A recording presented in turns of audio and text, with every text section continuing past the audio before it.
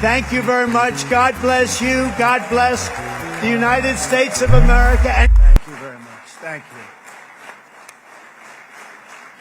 Thank you very much, everybody. It's a great honor. Nice place. Very nice place.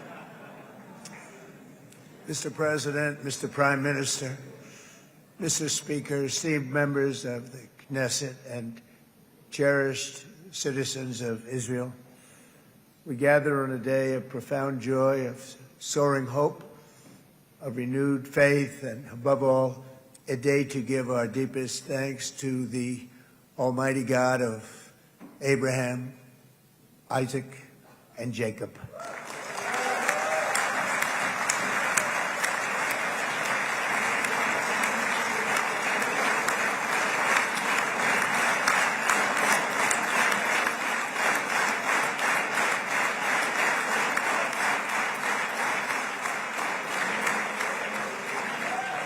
After 2 harrowing years in darkness and captivity, 20 courageous hostages are returning to the glorious embrace of their families, and it is glorious.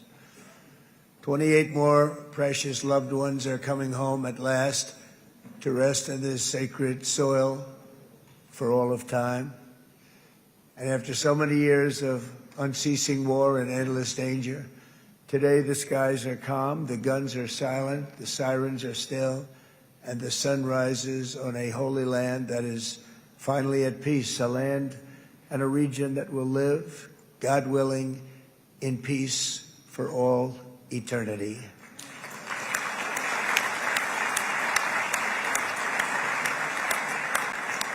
This is not only the end of a war, this is the end of an age of terror and death, and the beginning of the age of faith and hope and of God.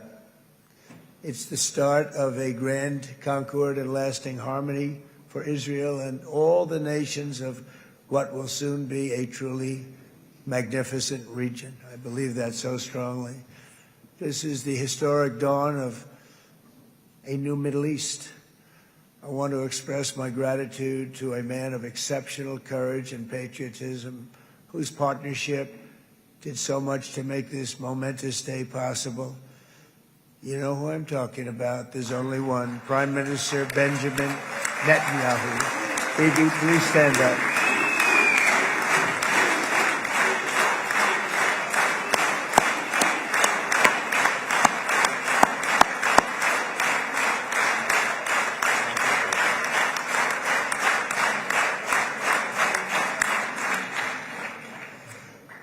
And he is not easy, I want to tell you. He's not the easiest guy to deal with, but that's what makes him great. That's what makes him great.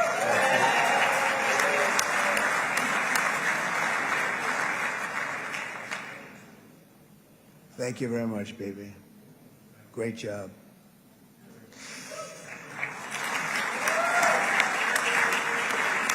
And let me also convey my tremendous appreciation for all of the nations of the Arab and Muslim world that came together to press Hamas to set the hostages free and to send them home. We had a lot of help. We had a lot of help from a lot of people that you wouldn't suspect, and I want to thank them very much for that. It's an incredible triumph for Israel and the world to have all of these nations working together as partners in peace. And it's pretty unusual for you to see that, but it happened in this case. This was a very unusual point in time, a brilliant point in time. Generations from now, this will be remembered as the moment that everything began to change, and change very much for the better. Like the USA right now, it will be the golden age of Israel and the golden age of the Middle East. It's going to work together. I'd like to thank several great American patriots for their invaluable help in getting something done that almost everyone thought was absolutely impossible. We were wasting our time. So many people said, "You're just wasting your time." But we weren't, because we had talented people working with us, and we had people that love your country, and frankly, people that love the region. They love the Middle East. want to thank my friend Steve Witkoff.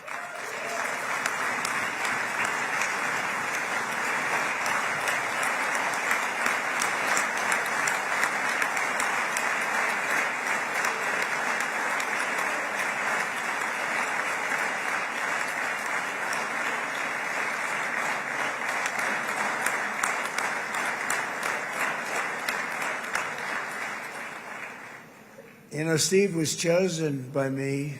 He never did this before, but I knew him as a few things. He was a great businessman, but I know a lot of great businessmen, to be honest with you. He had tremendous negotiating skills, but I know a lot of people that negotiate pretty well, although it is an art. But there are people that can negotiate pretty well. But most importantly with Steve, he's just a great guy. Everybody loved him. Everybody.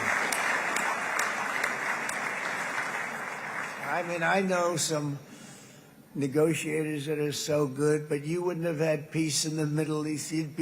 Would be in World War III right now with some of these guys.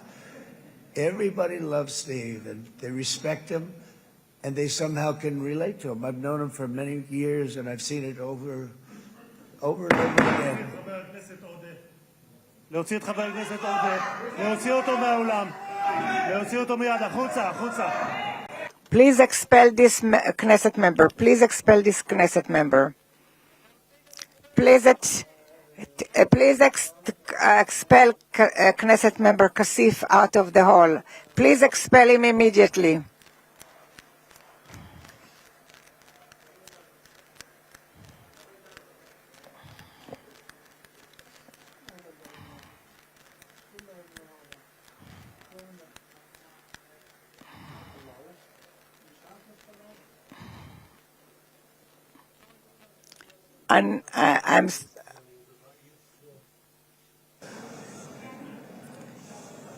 That was very efficient.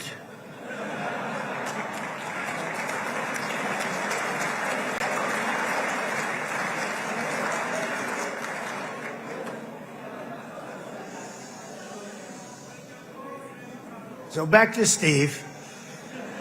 He's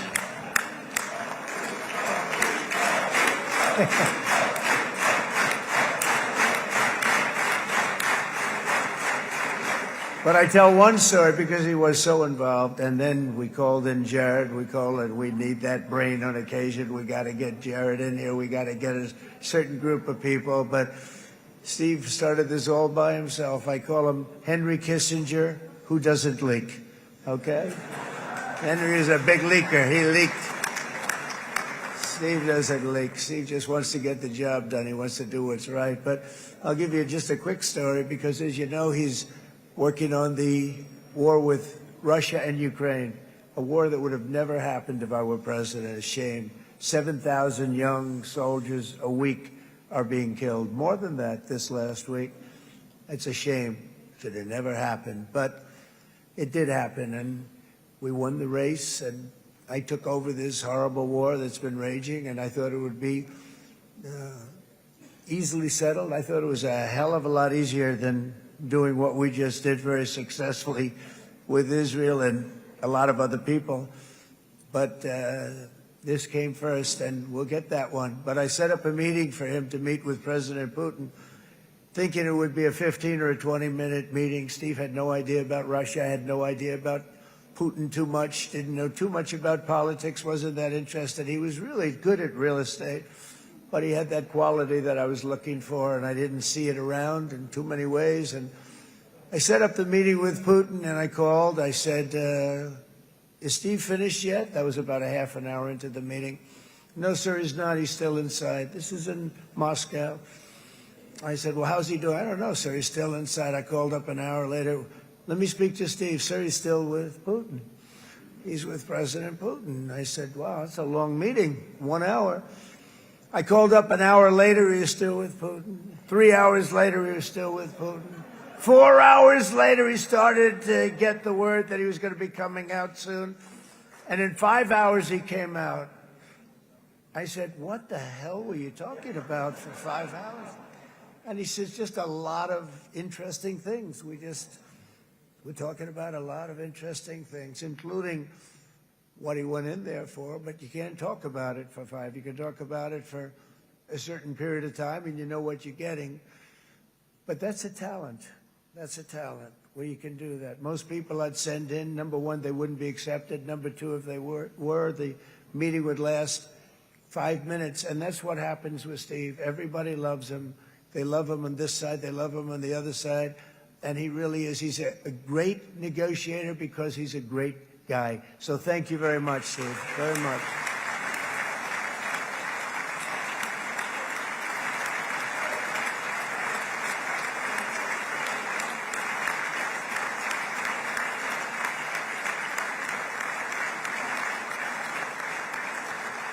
And let me also give a very special thanks to someone who truly loves Israel.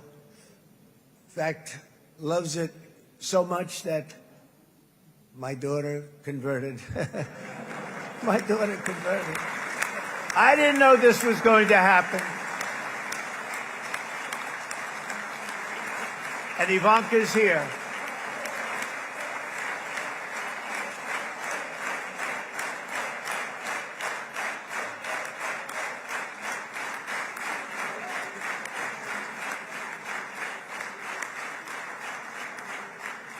And Bibi, you do know this was not in the cards for me. You understand that. And she is so happy, and they are so happy. At least I think they're happy. If they're not, we have a big story, right? No, they have a great marriage, and they get along great. They're best friends. They have a very special relationship. But Jared has been so helpful. He really did something very special. He established the Abraham Accords with a group of very wonderful people. I like calling it the Avraham Accords because people that, right? Avraham. It's so cool. It's so much sort of nicer, you know, the Abraham versus the Avraham.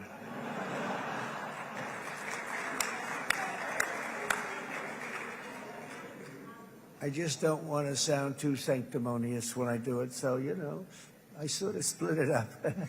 This way we keep everybody happy. But we have some very great talent, and they have no excuses for anything that's taken place because we had some unbelievably good people working on this. And then you're going to add a man named Marco Rubio, who is also here. That's right.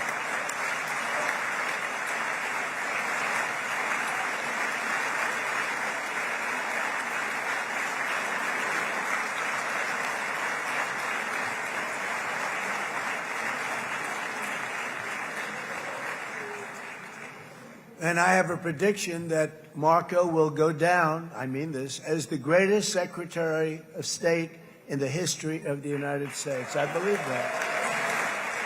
I believe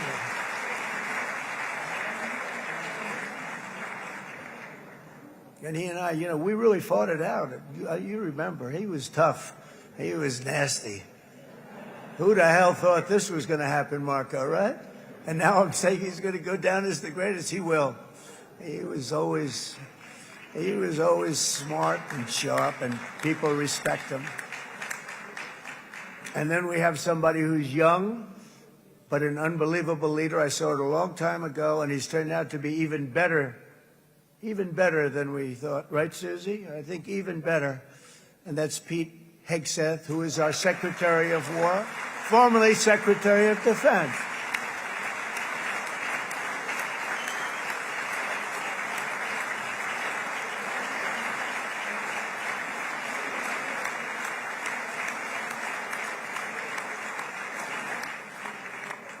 And as you know, we decisively won World War I. We decisively won World War II decisively. And everything in between and everything before it, we won everything. And then they had the brilliant idea of changing the name from war, you know, it was war, to defense. And with that went a certain thinking.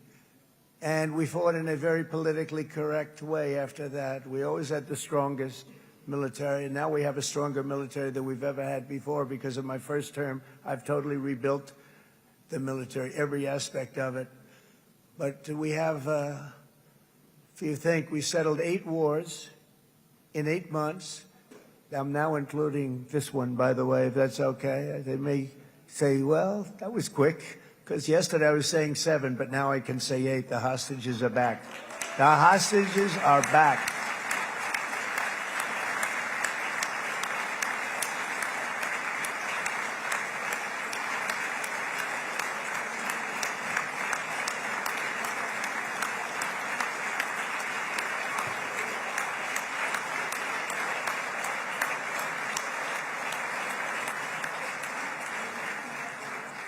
It is a good feeling. Isn't that nice to say? You know, I just said the hostage. First time I said the hostages are back. It feels so good to say it.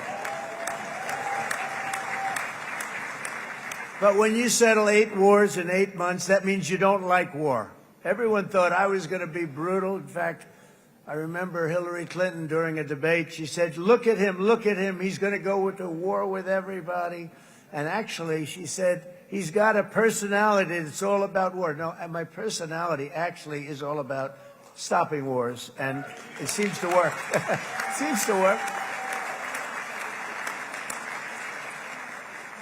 But it also means this name change and our attitude that we're not going to go into a war, but if we do, we're going to win that war like nobody has ever won a war before. We will not be politically correct, but we're not going to be there.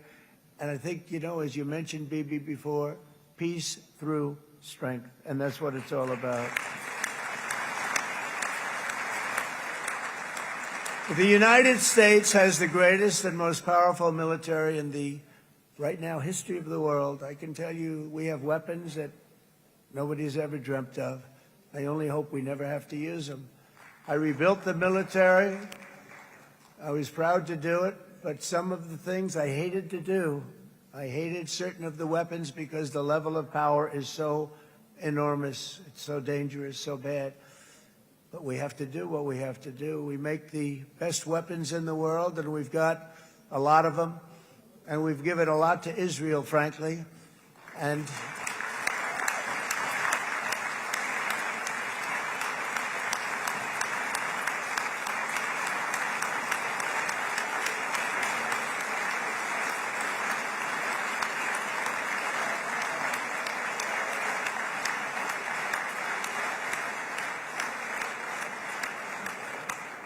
I mean, Bibi would call me so many times, can you get me this weapon, that weapon, that weapon? Some of them I never heard of, Bibi, and I made them.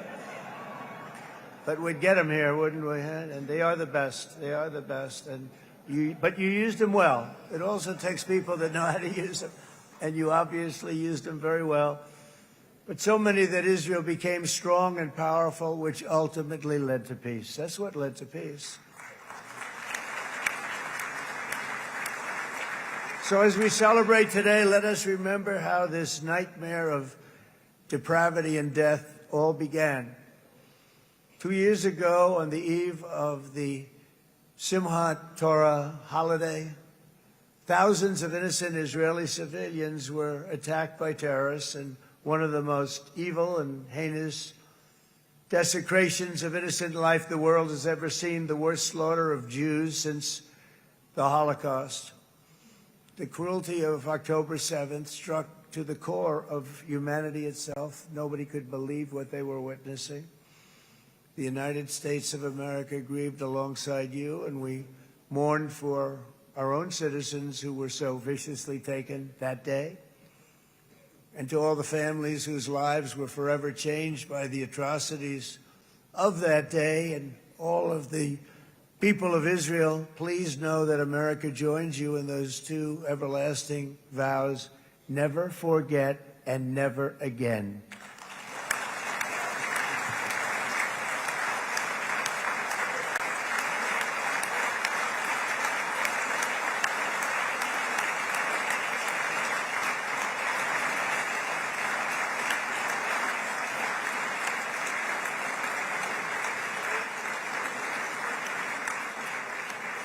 From October 7th until this week, Israel has been a nation at war, enduring burdens that only a proud and faithful people could withstand. It was a very tough period of time. For so many families across this land, it has been years since you've known a single day of true peace. But now at last, not only for Israelis, but also for Palestinians and for many others, the long and painful nightmare is finally over. And as the dust settles, the smoke fades, the debris is removed, and the ashes cleaned from the air, the day that breaks on a region transformed and a beautiful and much brighter future appears suddenly within your reach. This is now a very exciting time for Israel and for the entire Middle East, because all across the Middle East, the forces of chaos, terror, and ruin that have plagued the region for decades now stand weakened, isolated, and totally defeated. A new coalition of proud and responsible nations is emerging, and because of us, the enemies of all civilization are in retreat. Thanks to the bravery and incredible skill of the Israeli Defense Forces and Operation Rising Lion,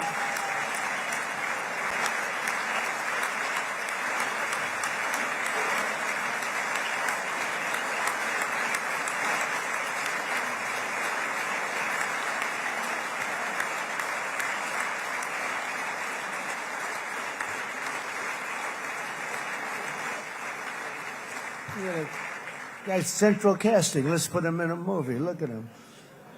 Great job. And my people loved working with you. Loved it.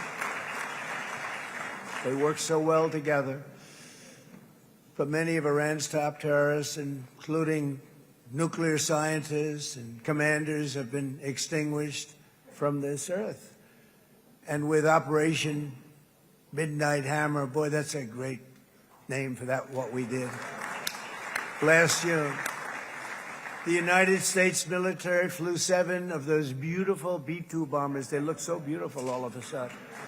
They were always, I thought they were pretty planes. I had no idea they could do what they did. In fact, we just ordered 28 more of them. A little updated version. We ordered a whole pile of them. And almost 100 other planes went with them, including fighter jets. And we had 52 tankers, big, beautiful, brand new tankers that were loading them up 4 or 5 times. They traveled 37 hours back and forth. Think of that. But we had tankers all over the sky for all the other planes. We had the F-22s, the F-35s, F-16s. We had a hell of a lot of planes.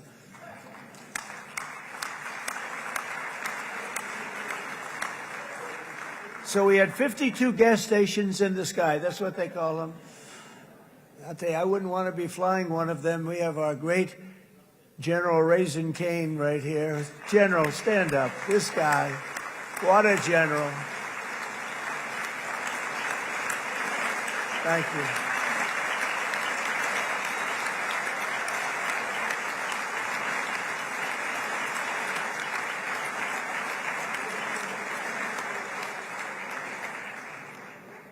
I asked General Cain, I said, you know, we're having problems with ISIS, and I was in Washington, and I asked, how long would it take to defeat ISIS? And my Washington generals told me, 3, 4, maybe 5 years, sir. I said, I don't get it. We got the best equipment in the world. Why? So I flew to Iraq, and I met with a man named Cain. He said, what's your first name? He said, they call me Raisin, sir. I said, wait a minute, your name is Raisin Cain? I've been looking for you for a long time. You gotta be kidding. So they told me 3, 4, 5 years to defeat ISIS. And I sit down with him and I say, why is it? I flew there in the dark of night. I landed, I'll never forget it. It was quite a trip. I'm glad I made it because I met him. I said, could I ask you, General? I come down. He said with another general and a sergeant. Everybody was like central casting. They could go into a movie right now. Between him and you guys over here, We could get rich making movies, okay? And they got along so great. That's the beautiful thing, that your military and our military, Bibi, got along so great. But I was told by the television generals in Washington, we have the best equipment in the world. Why is it taking so long? And they said, 4 years. I said, so let me ask you, Raisin, how long would it take you to defeat ISIS? Sir, we can do it in 3 weeks, but you'll probably have some time left over. I said, you got to be kidding. What the hell are you talking about? They said 4 years. I said, well, sir, look, it's not my place to say, but you're asking me the question. What you have to do is you hit him from the west, you hit him from the north, you hit him from the south, you hit him above, you hit him below. I said, so why didn't they do it? And he didn't want to speak badly of his superiors, which is hard to believe they were his superiors. Should have been the other way around a long time ago, because he's the one that did Operation Hammer. It was flawless. It was flawless. It was absolutely flawless. And I said, so you really think you can do it in 4 weeks? Yes, sir, 100%. You have to do it differently than they were doing it. They were using one base, and it was hundreds of miles away. And he says, we have all these portable bases all over the Middle East. And they didn't want to use them because they didn't want to offend the country where the portable... They wouldn't have even known what the hell the planes were going up, right? They wouldn't have known. But he said, no, they didn't want to defend anybody, offend anybody. And but we can do it in 4 weeks. I said, you sure about that? I'm going to call you back. I'll call you back on Monday. I'm going back to Washington. But you think 4 weeks? Yes, sir, I think we can do it in 4 weeks. We'll have time left over. So I called him on Monday. I said, you think you can do it? 4 weeks. I said, go ahead and do it. He did it. I'll tell you, he did it in 4 weeks, less than 4 weeks. So, General, stand up, please. Again, this is a real general. This is not a television general. He doesn't want to go on television.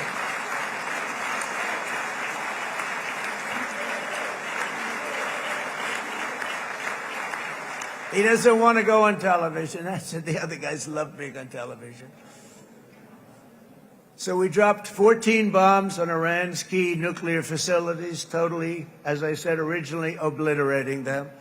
And that's been confirmed, and everybody understands it. Together we stopped the #1 state sponsor of terror from obtaining the world's most dangerous weapons.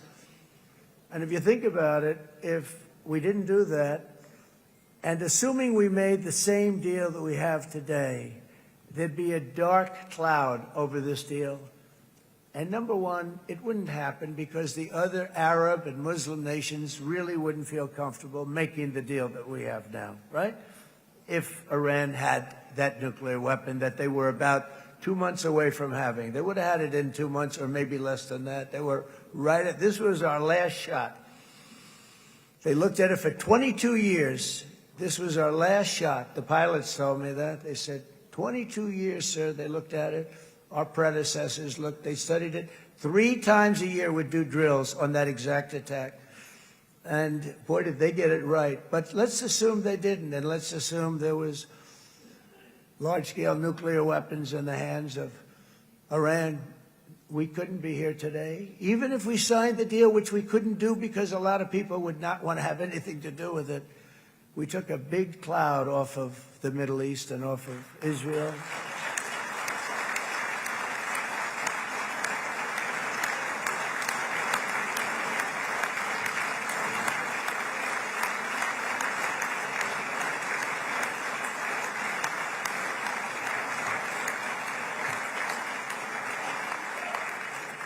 And it was my honor to help.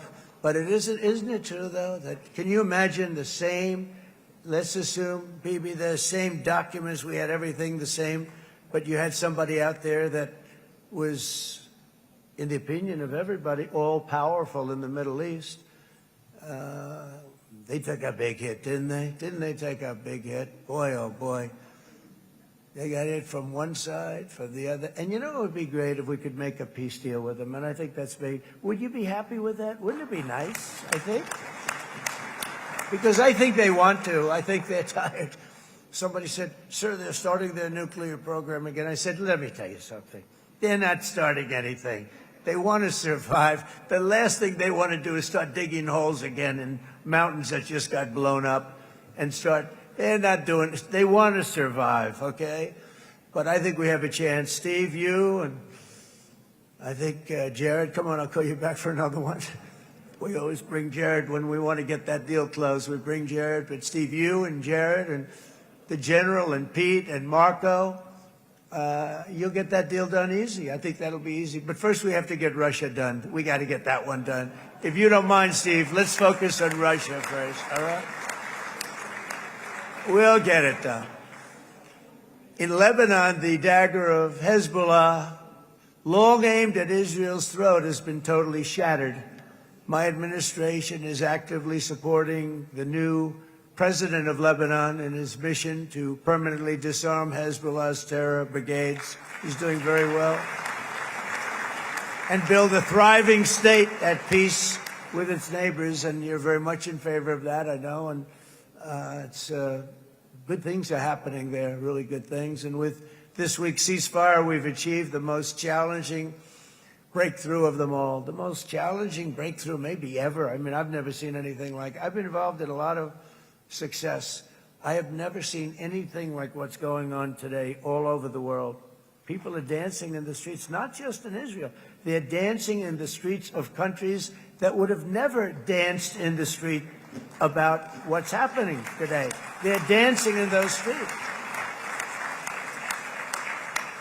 So this long and difficult war has now ended. You know, some people say 3,000 years, some people say 500 years, whatever it is. It's the granddaddy of them all. And in an unprecedented achievement, virtually the entire region has endorsed the plan that Gaza will be immediately demilitarized, that Hamas will be disarmed, and Israel's security will no longer be threatened in any way, shape, or form.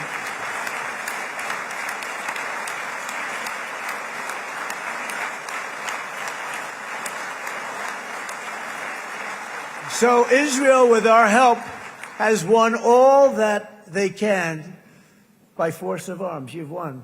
I mean, you've won. Now it's time to translate these victories against terrorists on the battlefield into the ultimate prize of peace and prosperity for the entire Middle East. It's about time you were able to enjoy the fruits of your labor. Mr. Opposition Leader. I said he's a very nice opposition leader. I think, no, he's a nice man. Bibi, he's a nice man. Good. He knows what he's doing, right? No, a very nice guy. Well, see, now you can be a little bit nicer, Bibi, because you're not at war anymore, Bibi.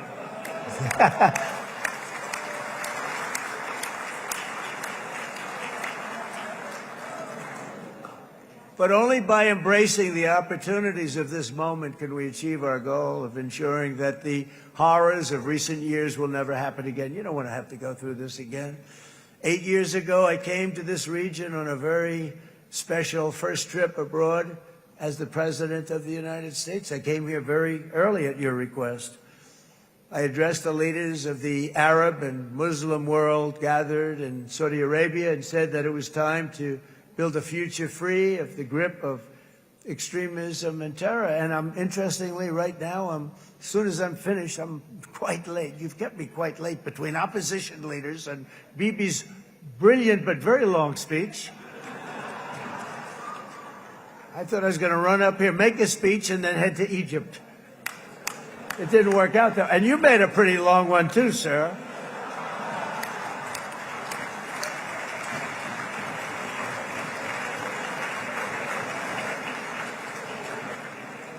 But I liked what you all said. It could be worse. Supposing on top of it, I didn't like what you said. That would be no good, Ron, would it?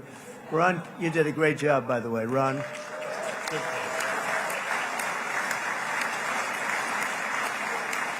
Yeah.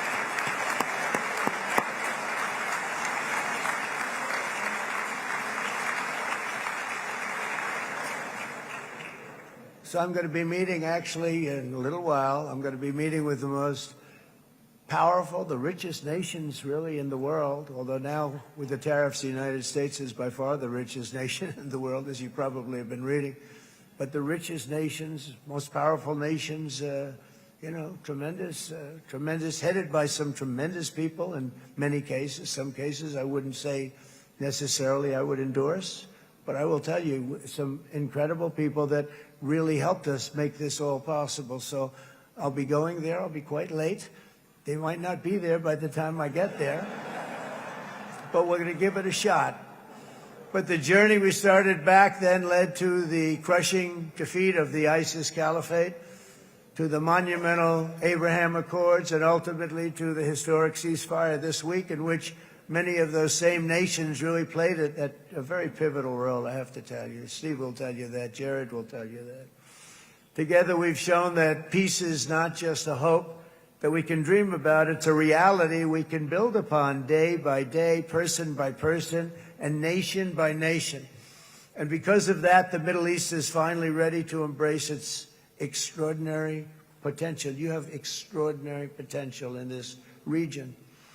It should now be clear to everyone throughout the region that decades of fomenting terrorism and extremism, jihadism and anti-Semitism have not worked. They haven't worked. They've been a disaster. They've just killed. They've killed. They've backfired completely and totally. They've just totally backfired. Everything that you thought, take it worst case, it's turned out to be worse than that. They have not worked. From Gaza to Iran, those bitter hatreds have delivered nothing but misery, suffering, failure, and death. They've served not to weaken Israel, but to annihilate the very forces that did the most to foment this hatred. And it's really, everybody that's tried it has become irrelevant. Meanwhile, we've seen those nations that set aside their differences, reached across ancient divides, and pursued engagement are now among the most successful in the region. They're getting along with Israel, and they're doing great. And I can tell you the 4 nations that joined the Abraham Accords early on, and you'd all be doing me a favor, and I'm going to be saying this in a little while to some other friends, would love you all to, is this right, Jared? Join up in the Abraham Accords. We have to join up and get together. You can have that whole thing filled out. We had a very weak administration, worst president in the history of our country by far. And Barack Obama was not far behind, by the way.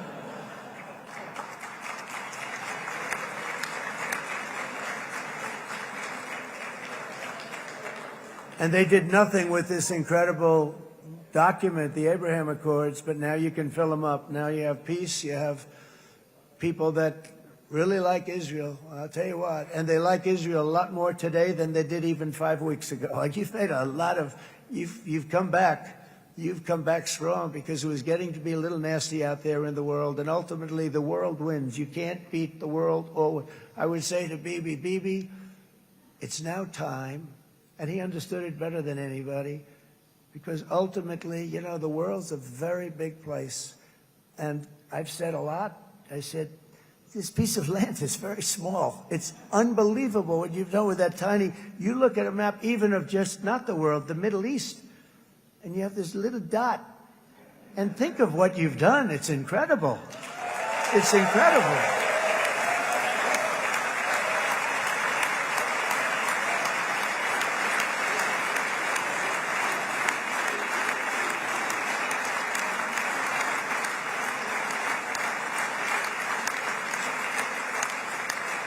But the world is loving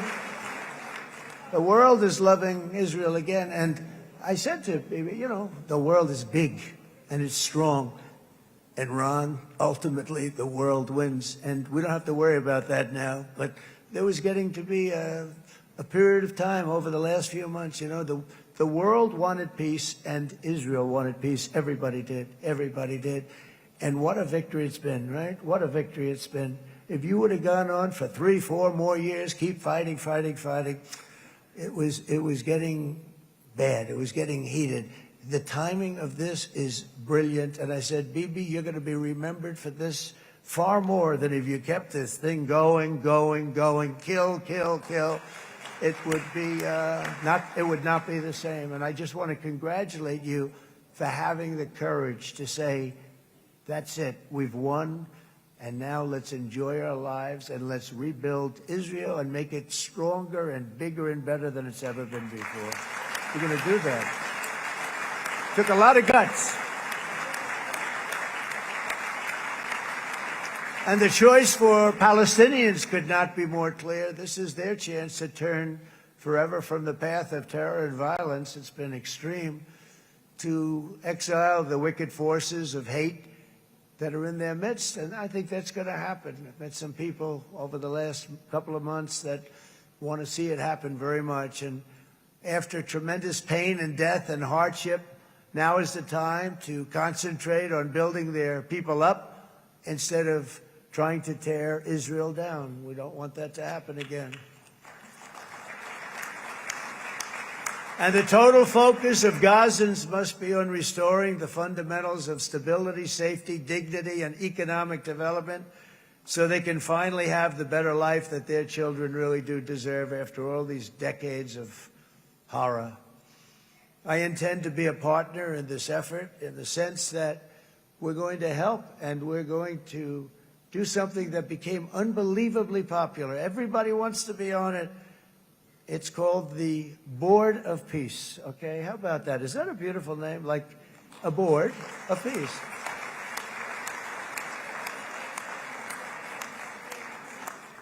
The only bad thing from my standpoint, every single nation involved has asked me to be the chair, and I'll tell you, I'm very busy.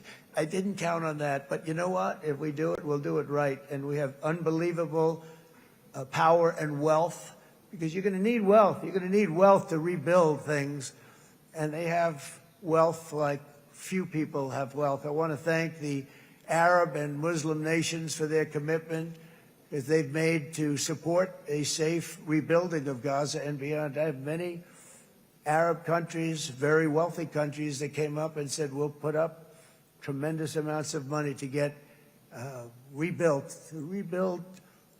Gaza. And I think that's going to happen. The power, they want dignity, they want to come forward, and they want to say, and I want to say who they are, because what they're doing is going to be, I think, something that you're going to be very impressed with, Bibi. And you need that. You need the kind of economic power that they have, and they want to see it work. And they want to see it be safe, and they want to see it be good for Israel, too. And as much money as it will be, and it's a lot, as you can see, it's a lot. For these countries, it's relatively little relative to their worth. It's really a lot of money like most people could never even conceive, but for these countries, it's not that much, especially because it ensures success and stability in the Middle East, which is what they want to see. So many of them will be with us in Egypt in a little while, I think. I'm not sure. They may be gone. They may have taken their Boeing 747s and left. I said, what kind of a plane do you fly? 747. I said, that's a large plane. No, they may have. Steve, do you think they've left on their their brand new Boeing 747s? Or I don't know. We're going to find out soon. It's going to be a big story. There'll be 2 people left, and they'll be the 2 poorest ones.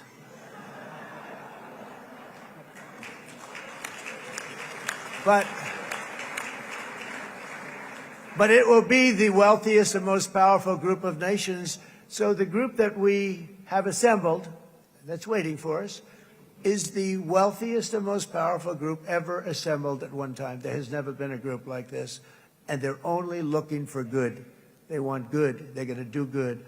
And as those commitments are made, I'm going to let the world know who's doing it, because they really deserve to get the credit. And some of them probably won't want the credit, but they deserve it.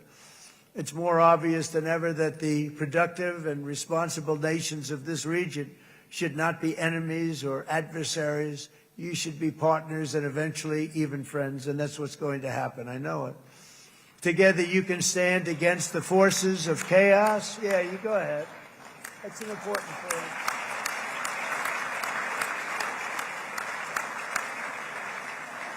Because you can stand against the forces of chaos that threatened all of your interests, and it's always a big threat, and unleash incredible prosperity and opportunity for all the people of these lands, and that's what's going to happen. You're going to unleash numbers and success, the likes of which Israel has never been able to think of, because you're so firm, and you should be, and you've done the right thing in defending yourself. You're not going to have to worry so much about it. You've won, and now you can build, and you can do things that you never even thought possible. When you put that genius into doing something else, it's going to be something it's going to be a miracle. The miracle in the desert, it's going to be amazing. And it already is in a true sense. But it'll be wonderful when you can spend time thinking about other than war and defense and offense also. To that end, it's my firm hope and dream, frankly, that together the Abraham Accords will turn out to be everything that we thought they would. Those 4 countries were very, very brave in doing it. They did it at a very early point, and every single one of them benefits unbelievably financially. And if you noticed, even in this bad period that we just went through, they all remained a member of the Abraham Accords. They've done unbelievably well. And you know who you are, and I want to thank you. And they've stayed because of loyalty, but they've also stayed because it was really good business. They've made a lot of money being members, and you're going to all, I hope that every one of the countries that we're seeking, Jared, I hope they join quickly. No games, no nothing. Just join, get it. It's going to be a great peacemaker. It's really going to bring it together beyond anybody's wildest dream. So instead of building fortresses to keep enemies at bay, the nations of this region should be building infrastructure to weave your commerce closer together, because you've got to compete with the big world out there in commerce now. It's a different kind of competition. Instead of making weapons and missiles, the wealth of this region should flow to schools and medicine, industry, and, frankly, the new hot thing, artificial intelligence. It's a lot of intelligence you're going to have to be thrown off to pay back these sums of money that they're doing. But that's really the hot one. And I might say that the United States, a year ago, was a dead country. I say it to people. I heard it first from the King of Saudi Arabia. I then heard it from UAE. I heard it from Qatar. I heard it from many other countries. A year ago, the United States of America was a dead country. Now it's the hottest country anywhere in the world. It is the hottest. There's no question about it.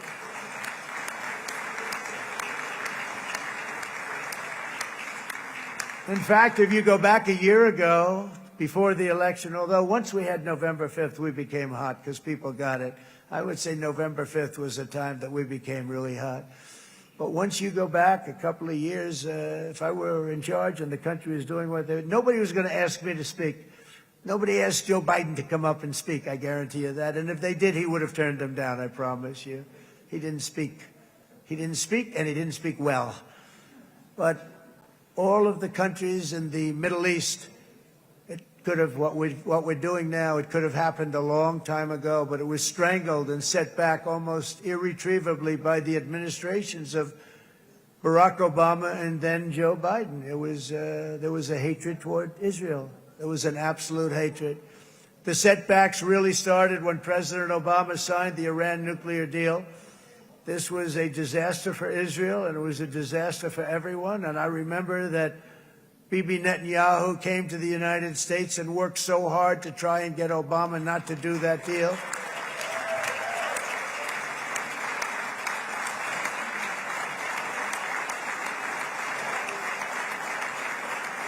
He worked so hard.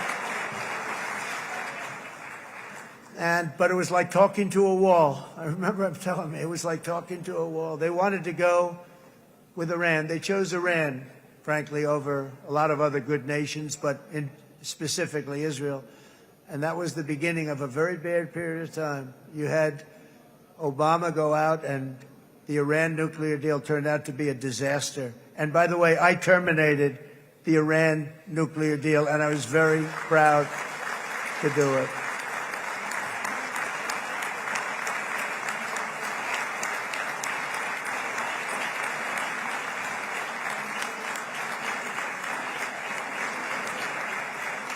Yet even to Iran, whose regime has inflicted so much death on the Middle East, the hand of friendship and cooperation is open. I'm telling you, they want to make a deal.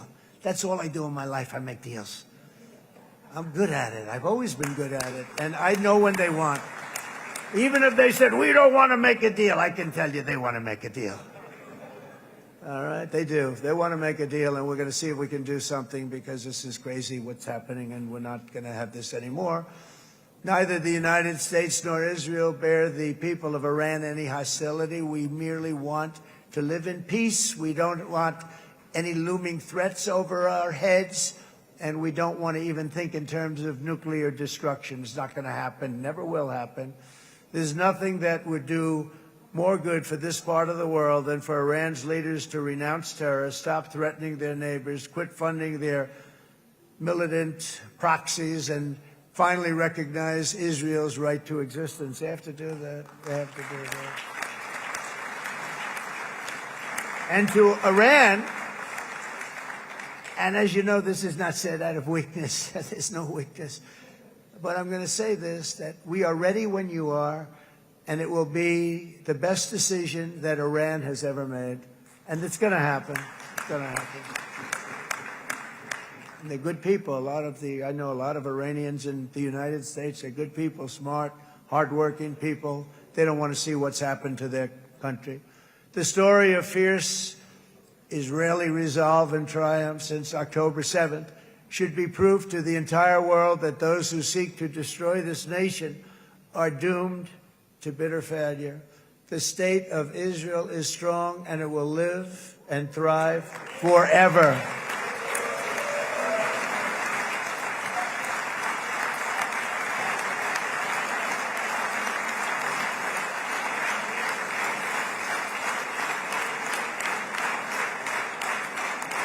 And that is why Israel will always remain a vital ally of the United States of America. Israelis share our values, field one of the world's most powerful militaries. You really do. You have an amazing, what a job you've done. And have one of the most innovative economies on earth. Those are just a few of the reasons why I'm proud to be the best friend that Israel has ever had. And they all say it in the White House. They all say it. I guess it's true because everybody says it, baby. You said it today. Thank you. But as president, I terminated the disastrous Iran nuclear deal, and ultimately I terminated Iran's nuclear program with things called B-2 bombers. It was swift, and it was accurate, and it was a military beauty. I authorized the spending of billions of dollars, which went to Israel's defense, as you know. And after years of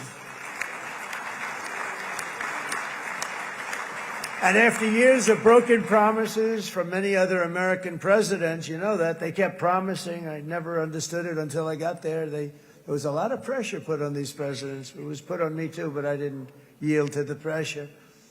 But every president for decades said, we're going to do it. The difference is I kept my promise and officially recognized the capital of Israel and moved the American embassy to Jerusalem.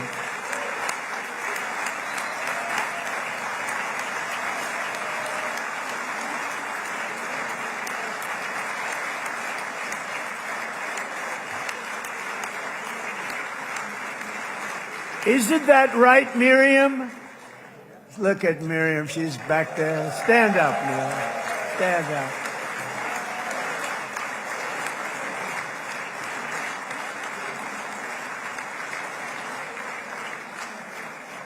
Miriam and Sheldon would come into the office. They'd call me. He'd call me. I think they had more trips to the White House than anybody else I can think of. Look at her sitting there so innocently. got 60 billion in the bank, 60 billion. And she loves, I think she's saying no more. And she loves Israel, but she loves it, and they would come in, and her husband was a very aggressive man, but I loved him. He was a very aggressive, very supportive of me. And he'd call up, can I come over and see you? I say, Sheldon, I'm the President of the United States. It doesn't work that way. He'd come in, we would do. But they were very responsible for so much, including getting me thinking about Golan Heights, which is probably one of the greatest things to ever happen to Israel.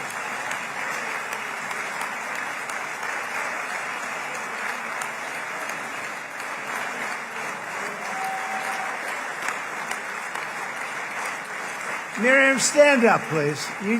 She really is. I mean, she loves this country.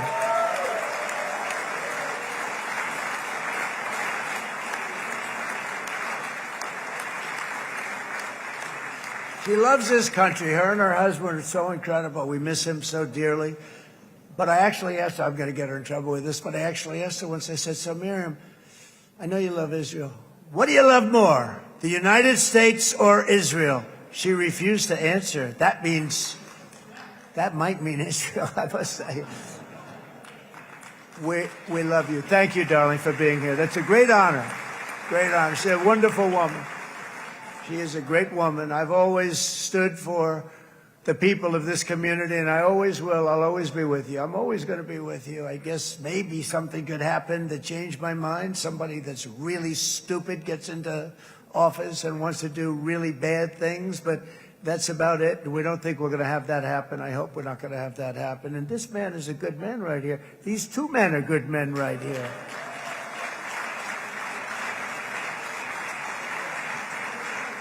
Hey, I have an idea. Mr. President, why don't you give him a pardon? Give him a pardon. Come on.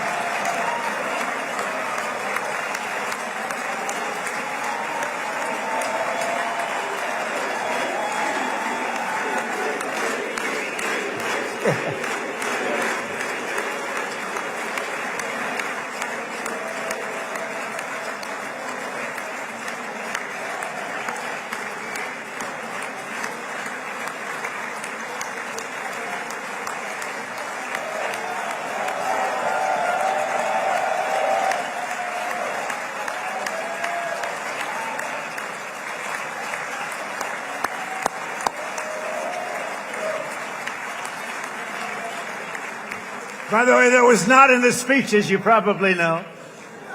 But I happen to like this gentleman right over here, and it just seems to make so much sense. You know, whether we like it or not, this has been one of the greatest wartime presidents. This has been one of the greatest wartime presidents.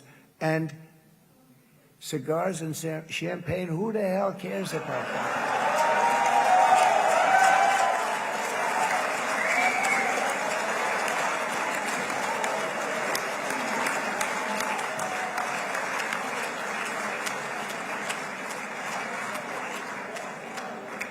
All right, enough controversy for the day, right?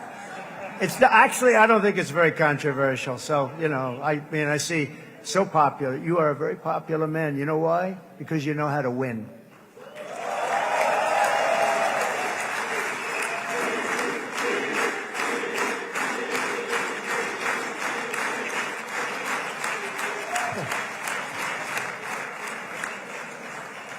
Over the past 2 years, I've met many of the families of the Israelis taken hostage and those that were taken hostage. Unbelievable. I've looked into their eyes. I've seen the worst nightmares of their suffering, but I've also seen something else, the beautiful love of the people, the love of people, frankly, that hold things together, the love that gives you the courage to carry on through thousands of years of persecution and repression and to emerge with the heart of David.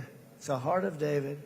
It's that love that's defeated the enemies of civilization, built this incredible country and this unbelievable economy, and forged one of the great democracies of the world.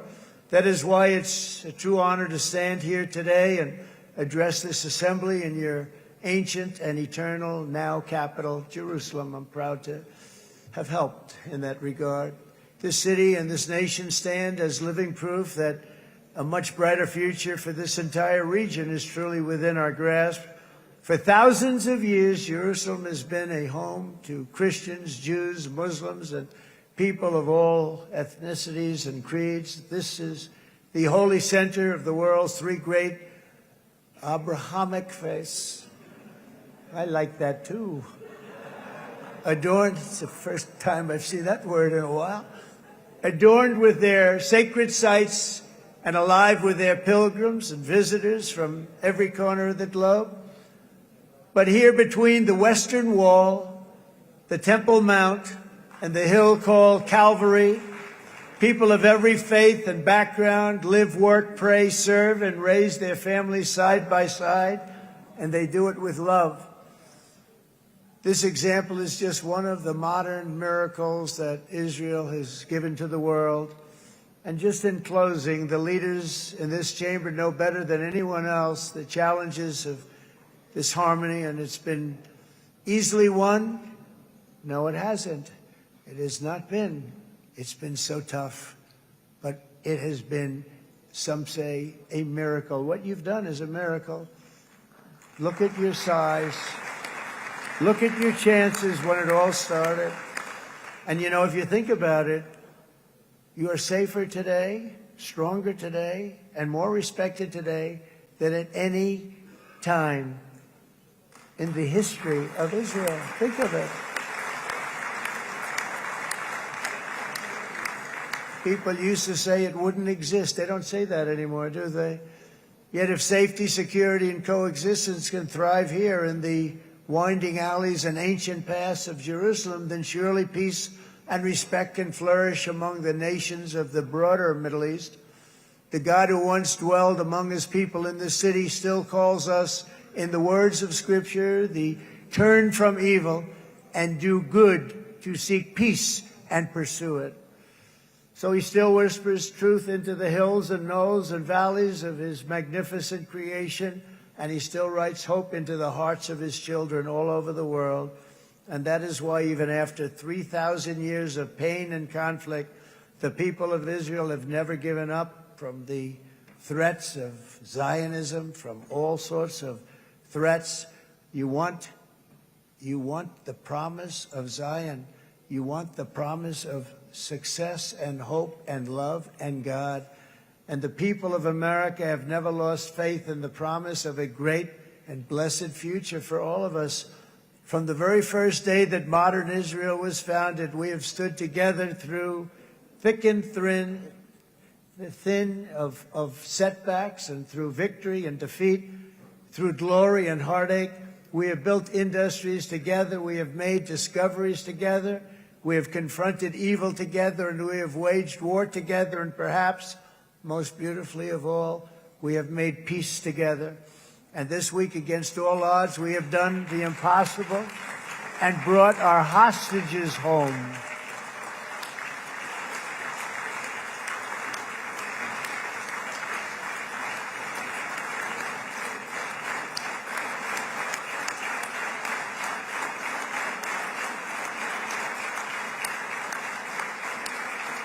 So now we're going to forge a future that is worthy of our heritage. We're going to build a legacy that all the people of this region can be proud of. New bonds of friendship, cooperation, and commerce will join Tel Aviv to Dubai, Haifa to Beirut, Jerusalem to Damascus, and from Israel to Egypt, from Saudi Arabia to Qatar, from India to Pakistan, from Indonesia to Iraq, from Syria to Bahrain, Turkey to Jordan, the United Arab Emirates to Oman, and Armenia to Azerbaijan, another war that I just settled. We are going to have hope, harmony, opportunity, and happiness here in the spiritual and geographic center of the entire world. That's what you are. Israel, America, and all of the nations of the Middle East will soon be safer, stronger, greater, and more prosperous than ever before.